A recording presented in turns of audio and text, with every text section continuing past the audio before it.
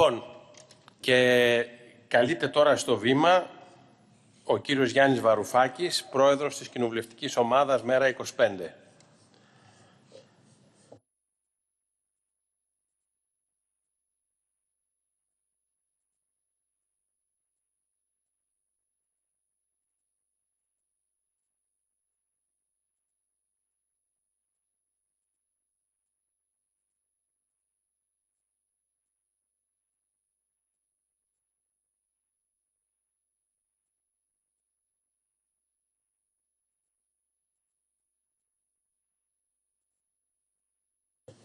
Κάντε τον καθαρισμό καλά, μην βιάζεστε.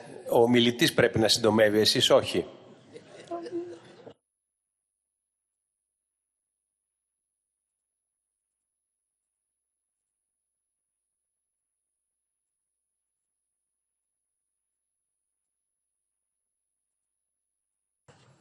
Συγχωρείτε για την καθυστέρηση, κύριε. Ευχαριστώ, κύριε Πρόεδρε. Κύριε Πρωθυπουργέ, πράγματι δεν ξέρουμε. Έχετε δίκιο. Ζούμε αυτό που ο Φρανκ Νάιτ είχε ονομάσει ριζική αβεβαιότητα. Όχι μόνο δεν ξέρεις τι θα γίνει, αλλά δεν ξέρεις καν την κατανομή πιθανότητων των διαφορετικών αποτελεσμάτων. Είναι μια πραγματικότητα. Και πράγματι έχετε δίκιο και θα συμφωνήσω και σε αυτό μαζί σας ότι ο λαός δεν ενδιαφέρεται για το ποιος θα πιστωθεί την απόκλιση μεταξύ της δικής μου πρόσβλεψης, της δικής σας πρόβλεψης, του κυρίου Τσίπρα, του κυρίου Στουρνάρα και του αποτελέσματος. Αυτό που ενδιαφέρει το λαό είναι από εμάς, από εσάς, από την κυβέρνηση, από τους βουλευτές, από τα κόμματα, σε μια συζήτηση σαν τη σημερινή, να ακούσει εκτιμήσεις και πώς διασυνδέονται αυτές οι εκτιμήσεις με προτινόμενες πολιτικές και δράσεις. Αυτό που θέλει ο βουλευτής ή βουλευτής, ο πολίτης, να ακούσει από εσάς, κύριε Μητσοτάκη, σήμερα, είναι το εξής. Εκτιμώ ως υπεύθυνος πρωθυπουργός της χώρας ότι η ύφεση θα είναι τόσο. Χωρίς να το ξέρω ότι θα είναι τόσο. Αλλά αυτός είναι ο μέσος όρος των εκτιμήσεών μου.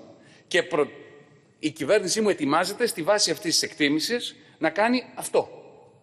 Εάν πέσω έξω 5% προς τα πάνω ή 10% προς τα κάτω, θα κάνω το άλλο. Με άλλα λόγια, εξαρτώμενες από τη διασπορά του σφάλματος των εκτιμήσεων πολιτικές. Αυτή είναι η δουλειά σας. Έχετε ιερή υποχρέωση να το κάνετε αυτό. Εάν το οικονομικό σας επιτελείο δεν έχει τέτοια κατανομή εκτιμήσεων και δεν έχει διασυνδέσει με κάθε μία από αυτές τις εκτιμήσεις μία δράση, τότε μιλάμε για πλήρη αποτυχία της κυβέρνησης. Εάν την έχετε αυτή την εκτίμηση, έχετε αυτή την κατανομή εκτιμήσεων και ξέρετε τι θα κάνετε σε κάθε μία από τις πιθανές εκφάνσεις αυτής της διαδικασίας και δεν ενημερώνετε το Κοινοβούλιο, τότε παραβιάζετε σήμερα τη διαδικασία ενημέρωσης του Κοινοβουλίου για τα οικονομικά ζητήματα που εσείς ξεκινήσατε. Εάν το κάνετε αυτό, τι να σας πω. Ίσως θελήσατε να χρησιμοποιήσετε το βήμα του Κοινοβουλίου για μια προεκλογική παρουσίαση. Έτσι εγώ εκλαμβάνω αυτό. Εκτός αν δεν έχετε σχέδιο. Αν δεν έχετε κατανομή εκτιμήσεων. Οπότε πρέπει να παραιτηθείτε χτες.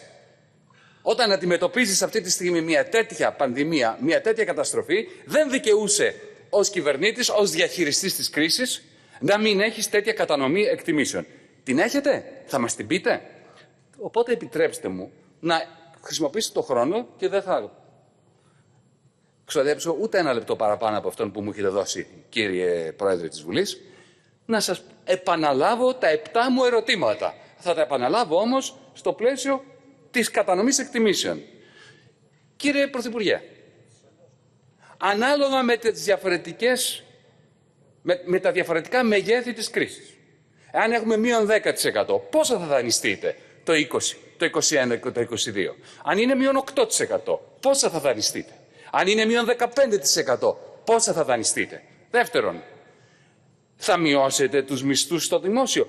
Ποια πρέπει να είναι η ύφεση, ποιο πρέπει να είναι το ποσοστό του ΑΕΠ που αντιστοιχεί στο πρωτογενές σας έλλειμμα για να πείτε θα κόψω μισθούς του δημοσίου. Απαντήστε μας. Δεν σας ζητώ να είστε προφήτης, αλλά να μας πείτε.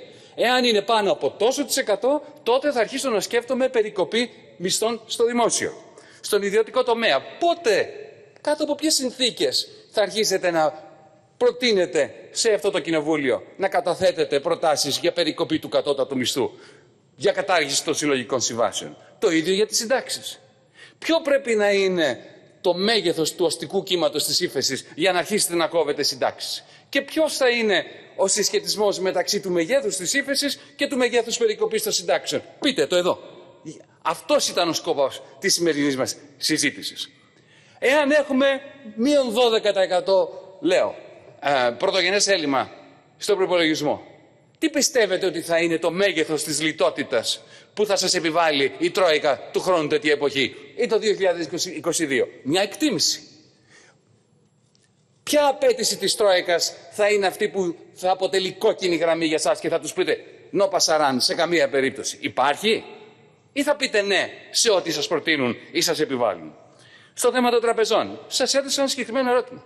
Συμφωνείτε με την εκτίμηση του ΜέΡΑ25 ότι θα χρειαστεί ανακεφαλοποίηση μετά το τέλος, το τετέλεσθε του σχεδίου Ηρακλής για εξυγίανση? Μπορεί να διαφωνείτε.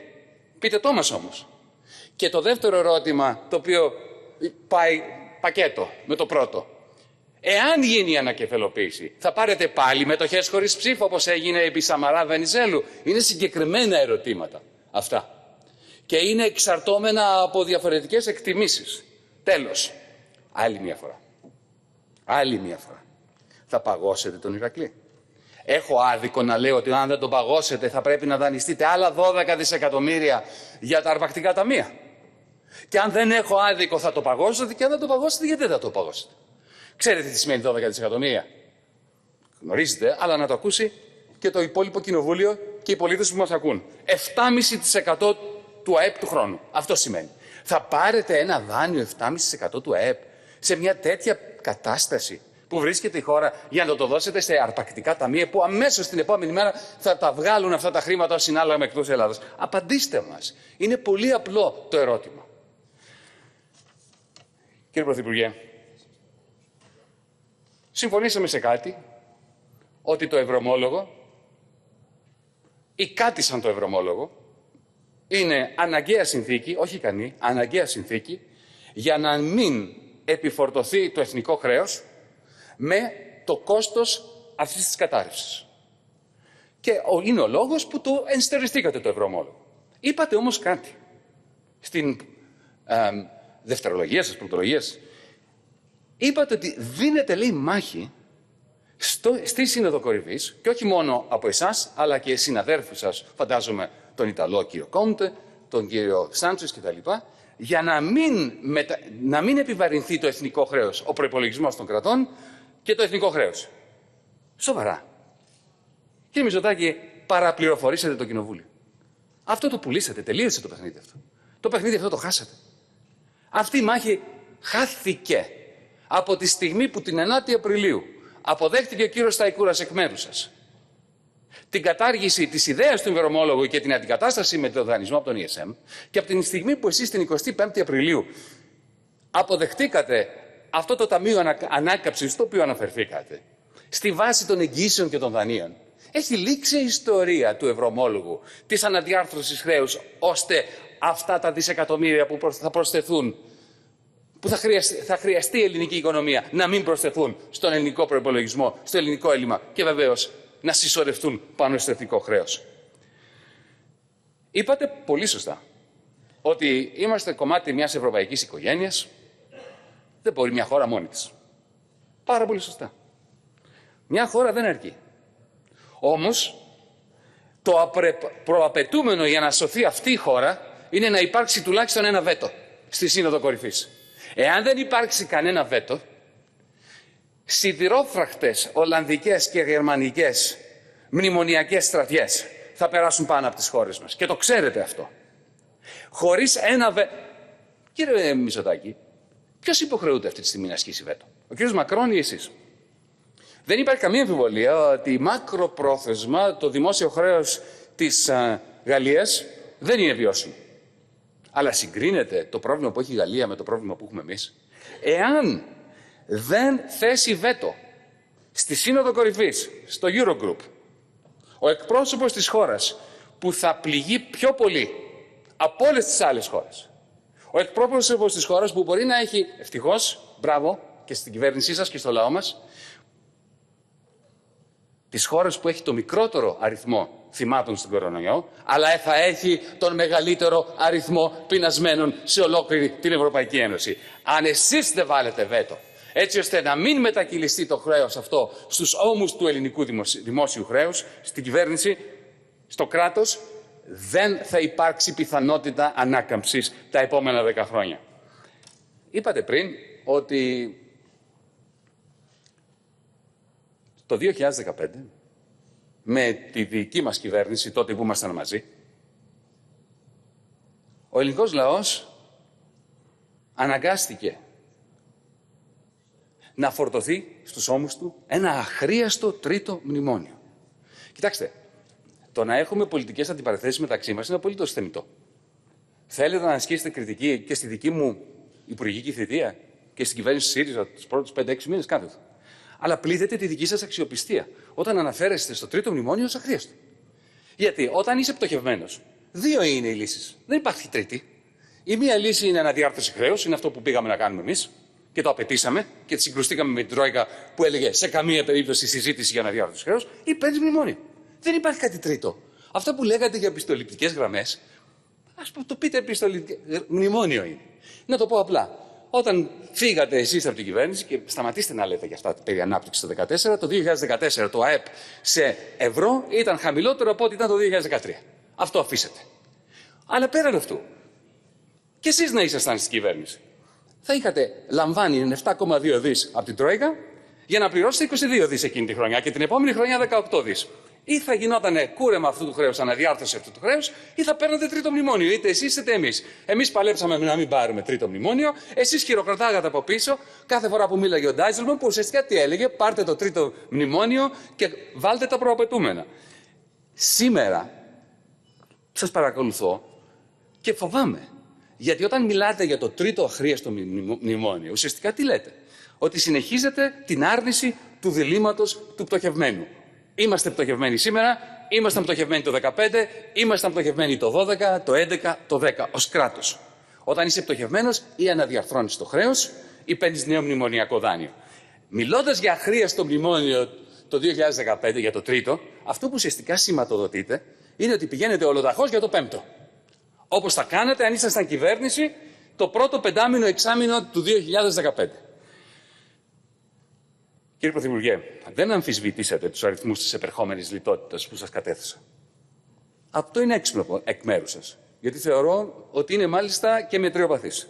Ήλπιζα να μου πείτε ότι σφάλω. Ξέρετε γιατί? Γιατί θέλω να σφάλω. Θέλω τα πράγματα να πάνε πολύ καλύτερα. Στεναχωρήθηκα πολύ που δεν με διαψεύσατε στα νούμερα αυτά. Αλλά ουσιαστικά, μη διαψεύδοντας τα νούμερα αυτά, επιβεβαιώσατε το πέμπτο μνημόνιο και βεβαίως τις εκλογές που θα κάνετε για να το επιβάλλετε χωρίς πρώτερη παραδοχή σε ένα λαό ο οποίος αυτή τη στιγμή αντιμετωπίζει ταυτόχρονα μία πανδημία και μία οικονομική κατάρρευση. Κύριε Πρόεδρε της Βουλής, επιτρέψτε μου να κλείσω λέγοντας ότι εύχομαι έστω και τώρα να γίνει αυτό που ζητάω εδώ και 1-1,5 μήνα. Τηλεδιάσκεψη και των 300 βουλευτών, έτσι ώστε να λειτουργεί κανονικά όπως θα μπορούσε από την πρώτη μέρα η Βουλή. Κύριε Πρόεδρε της Βουλής, να σας πληροφορήσω ότι σήμερα στις 8 η ώρα, το ΜέΡΑ25 θα έχουμε συνδιάσκεψη, τηλεδιάσκεψη με 250-300 μέλη μας στη Θράκη. Δεν θα πάμε στη Θράκη, μην φοβάστε, από το σπίτι μας θα το κάνουμε με τηλεδιάσκεψη. Αν έχετε τεχνικό πρόβλημα στη Βουλή, πείτε να στείλουμε τα δύο παιδιά που μας βοηθάνε να κάνουμε αυτή τη τηλεδιάσκεψη να βοηθήσουν τη Βουλή. Και τέλος να σας ευχαριστήσω, γιατί έμαθα ότι στην σύσκεψη των Προέδρων πριν 2 μέρες δεσμευτήκατε να βάλετε τέλος στις αθλιότητες που πλήττουν τη δυνατότητα των βουλευτών να ασκούμε τα βουλευτικά μας καθήκοντα χωρίς αυθαίρετους αντισυνταγματικούς περιορισμούς από άντρες των σωμάτων ασφαλείας. Σας ευχαριστώ πολύ.